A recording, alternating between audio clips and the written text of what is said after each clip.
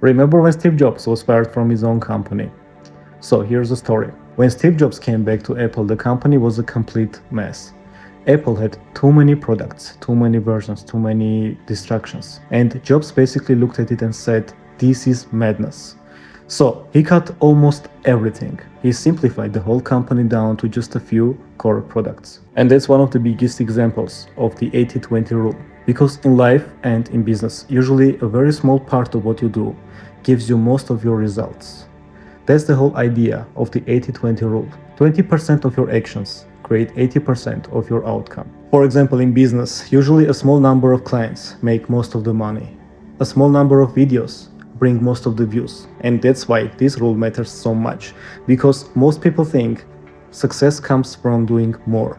Like more options, more tasks, more projects, more products, and more noise. But very often success comes from cutting, from removing, from identifying what actually works and doubling down on that. That's what Steve Jobs understood. And honestly, this applies to almost everything. So the real skill here is not working harder on everything.